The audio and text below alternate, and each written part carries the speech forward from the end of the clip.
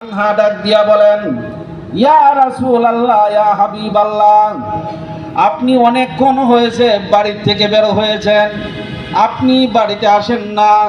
এই জন্যই গো রাসূল, আমি অনেক পেরেশানি ভোগ করতেছি। পেরেশান হইয়া আমি কি করলাম, ঘর থেকে বের হইলাম আপনার তালাশের উদ্দেশ্যে।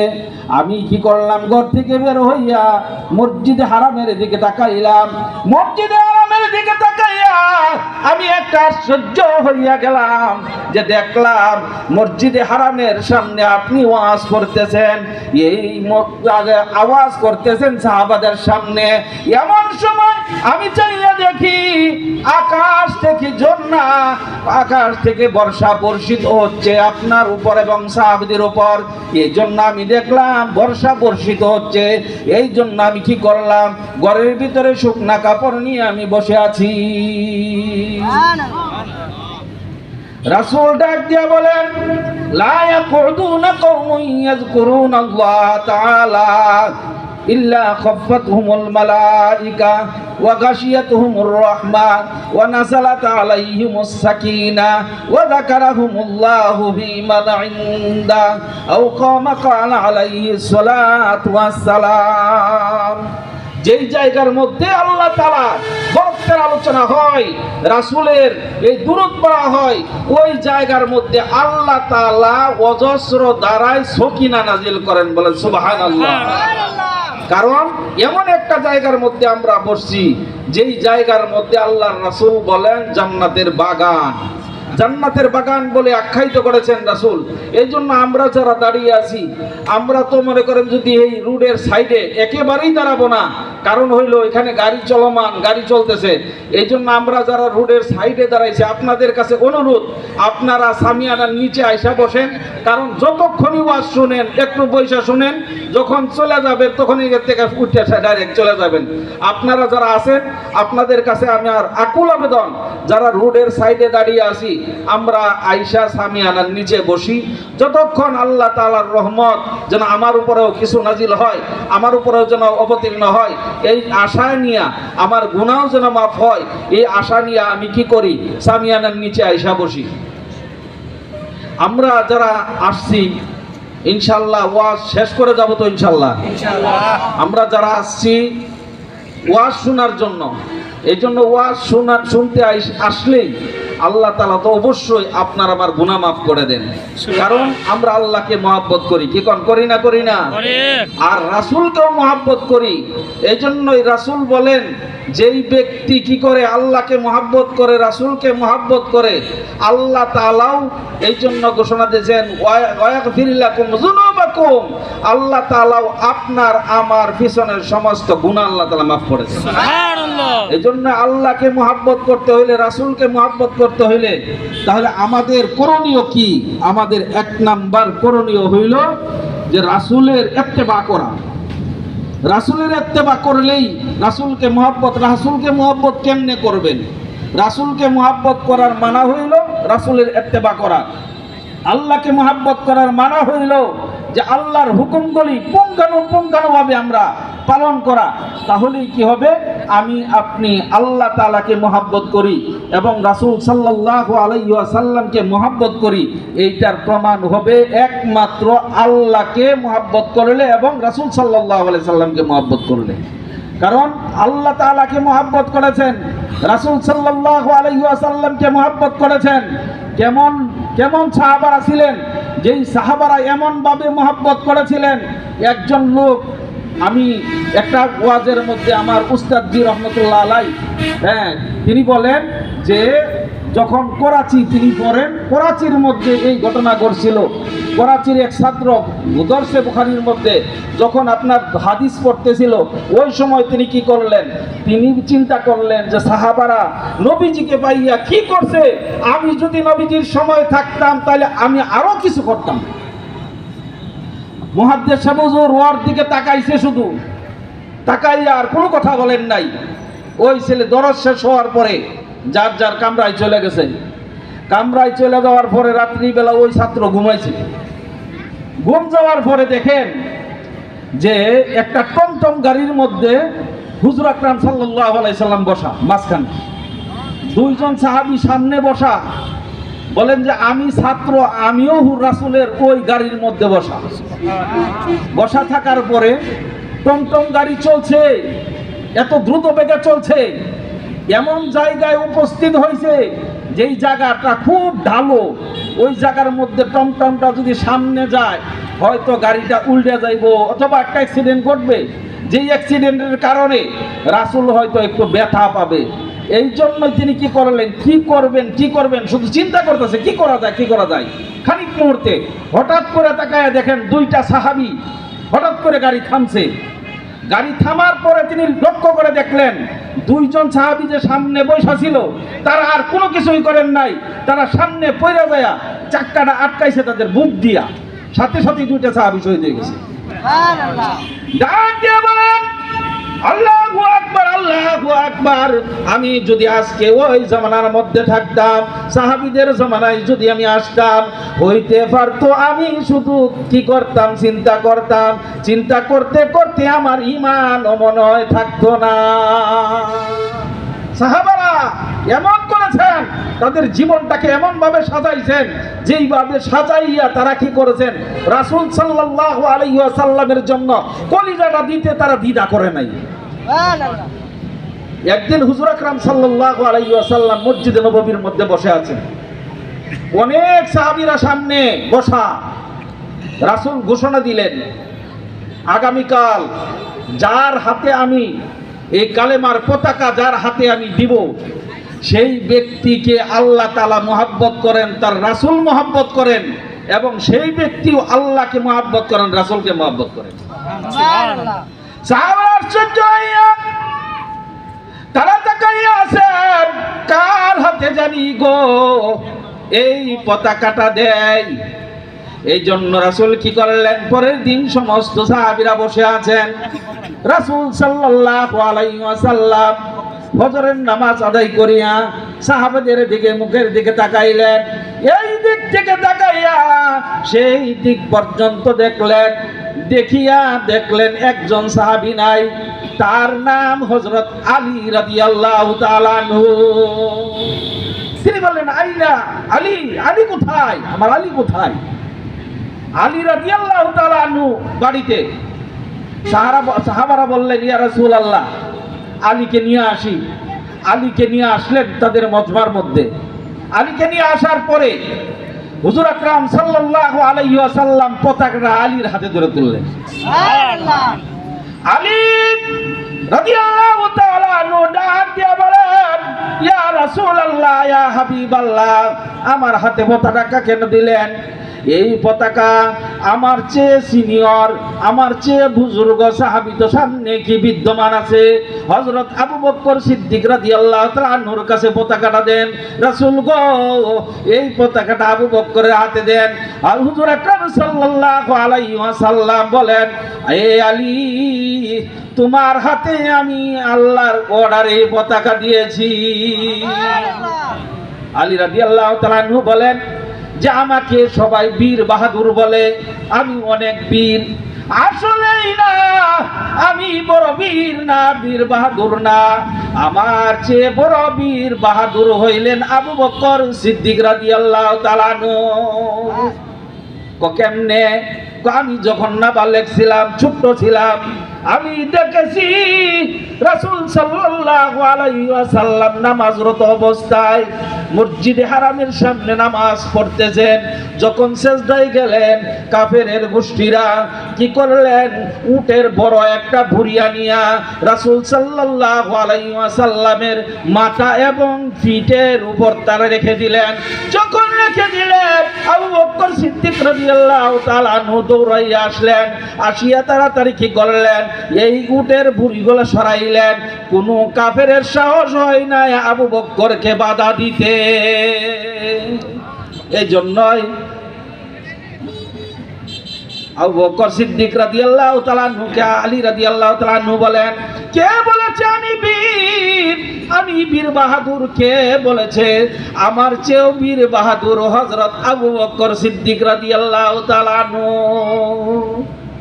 আবু বকর সিদ্দিক রাদিয়াল্লাহু তাআলা আনহু কেমন ভালোবাসতেন? রাসূল সাল্লাল্লাহু আলাইহি ওয়াসাল্লাম যখন হিজরত করে হেরা গুহার মধ্যে গুহা সাউরের মধ্যে যখন তিনি কি করলেন, ওইখানে তারা অবস্থান করলেন। আবু বকর সিদ্দিক রাদিয়াল্লাহু তাআলা আনহু বসে আছেন। রাসূল বললেন, আবু বকর তুমি বসো, আমি একটু ঘুমাই। রাসূল সাল্লাল্লাহু আলাইহি ওয়াসাল্লাম আবু বকর সিদ্দিক রাদিয়াল্লাহু তাআলা আনহু উরাতের মধ্যে মাথা রাখলেন। মাথা রাখিয়া রাসূল ঘুম গেলেন। আবু বকর সিদ্দিক রাদিয়াল্লাহু তাআলা আনহু দেখলেন পাশের মধ্যে অনেক গর্ত, যে গর্তগুলি হইতে পারে সাপের গর্ত। আবু বকর সিদ্দিক রাদিয়াল্লাহু তাআলা আনহু তিনি জামা কাপড়গুলি সিরিয়া সমস্ত গুহার মুখগুলি কি করলেন, বন্ধ করলেন। একটা গুহার মুখ বন্ধ করতে পারলেন না, তার সামানা না থাকার কারণে। তিনি কি করলেন, ওই গুহার থেকে যদি সাপ উঠে রাসূলকে কামড় দেয়, এই কারণে আবু বকর সিদ্দিক রাদিয়াল্লাহু তাআলা আনহু তিনি পা মুবারকটা আবু বকর সিদ্দিক রাদিয়াল্লাহু তাআলা আনহুর পাটা ওই গর্তের মুখের মধ্যে রেখে দিলেন। রাখা দেওয়ার পরে সাপ আইসা তিনি কি করলেন, ওইখানে আঘাত করলেন। যেই আঘাতের কারণে আবু বকর সিদ্দিক রাদিয়াল্লাহু তাআলা আনহু তিনি কি হয়ে গেলেন, কালো হয়ে যাইতেছেন। তারপরে একটু নাড়াচাড়া করেন নাই, কারণ যদি আমি একটু নাড়াচাড়া করি রাসূল সাল্লাল্লাহু আলাইহি সাল্লামের ঘুমটা ভেঙে যাবে। আল্লাহু আকবার কইতেন না? কি ঘুম ভেঙে যাবে? আমরা হইলে কি কইতাম, আপনি মনে করেন এমন একটা দৌড় দিতাম কমপক্ষে এই দিকেই থাকলাম না। রাসূল সাল্লাল্লাহু আলাইহি সাল্লামের ঘুম ভেঙে যাবে, এইটা তিনি বরদাস্ত করতে পারেন নাই। এই জন্য তিনি কি করেন নাই, একটু কোনো শব্দ নেই, শুধু চোখ থেকে গড়গড়ায় পানি পড়তেছে। হঠাৎ করে এক ফোঁটা পানি রাসূল সাল্লাল্লাহু আলাইহি ওয়াসাল্লামের উপর পড়েন। যখন পড়লেন রাসূল চাইয়া দেখেন আবু বকর কালো হয়ে গেছে। ডাক দিয়ে বলেন, আবু বকর তোমার কি হয়েছে, তোমার কি হয়েছে? আবু বকর সিদ্দিক রাদিয়াল্লাহু তাআলা আনহু বলেন, ইয়া রাসূলুল্লাহ আমাকে সর্বদংশন করেছে। রাসূল গো আমাকে সর্বদংশন করেছে। রাসূল ডাক দিয়া বলেন, আবু বকর আমাকে ডাক দিলা না কেন? আবু বকর সিদ্দিক রাদিয়াল্লাহু তাআলা আনহু বলেন, ইয়া রাসূলুল্লাহ আপনাকে ডাক দিব এমন সাহস তো আবু বকরের নাই। সুবহানাল্লাহ, ডাকতেই নাই। কারণ সাহাবারা রাসূল সাল্লাল্লাহু আলাইহি ওয়াসাল্লামকে এত মহব্বত করতেন, যেই মহব্বতের নজির পৃথিবীতে নাই। কারণ একজন ইহুদি ছিলেন, ইনি আসলেন রাসূল সাল্লাল্লাহু আলাইহি ওয়াসাল্লামের দরবারে। আয়েশা তিনি কি করলেন, রাসূল সাল্লাল্লাহু আলাইহি সাল্লামকে দেখলেন। তিনি বললেন, তোমরা এই মুহাম্মদের শত্রুতা মানা করিও না, কারণ তোমরা যদি করো তোমরা হেরে যাবে, কারণ তার সাথে তোমরা পড়তে পারবা না। কারণ কি, আমি দেখছি রাসূল যখন কি করেন, এই থুতু নিক্ষেপ করেন, থুতুটা এই নিক্ষেপ করার সাথে সাথেই আমি থুতুটা মাটিতে পড়তে দেখি নাই। সত্তার যত সাহাবী সামনে থাকে সমস্ত সাহাবীরা হাত বাড়ায় রাখে, এই থুতুগুলো হাতে নিয়ে তারা শরীরের মধ্যে কি মাইকা দেয়। আল্লাহু আকবার বলবেন না? এমন নবী, এমন বাচ্চা নবী, যেই নবীর থুতু পর্যন্ত মাটিতে ফেলতে দেয় না সাহাবারা। কেমন ইজ্জত সম্মান করে, কেমন ভালোবাসা, কেমন আদর করেছেন সাহাবারা। আবু বকর সিদ্দিক রাদিয়াল্লাহু তাআলা আনহু কেমন আদর করেছেন। আবু বকর সিদ্দিক রাদিয়াল্লাহু তাআলা আনহু তার হুজুর আকরাম সাল্লাল্লাহু আলাইহি ওয়াসাল্লামের হিজরতের সাথী ছিলেন। হিজরত করিয়া যখন মদিনায় গেলেন, মদিনা যাওয়ার পর আবু আইয়ুব আনসারী রাদিয়াল্লাহু তাআলা আনহুর বাসার মধ্যে রাসূল ছিলেন কিছুদিন। থাকার পর রাসূল বলেন, এবার প্রথমে আমরা একটা মসজিদ নির্মাণ করি। মসজিদ নির্মাণ করার জন্য মসজিদে নববী যখন নির্মাণ করবেন, সমস্ত সাহাবীদেরকে ডাকলেন, আনসারী এবং মুহাজিরদেরকে ডাকলেন। ডাকিয়া বললেন, আমরা এখানে মসজিদ তৈরি করব, যার যা সামর্থ্য আছে সামর্থ্য অনুযায়ী তোমরা কালকে নিয়ে আসবা, কালকে তোমরা নিয়ে আসবা, যার যা সামর্থ্য আছে। সামর্থ্য অনুযায়ী অনেকেই অনেক কিছুই এনেছেন। রাসূল সাল্লাল্লাহু আলাইহি ওয়াসাল্লাম সবার যেই অংশগ্রহণ, যার অর্থ স্বর্ণ মুদ্রা যা কিছু দিয়েছে সবই নিয়েছেন।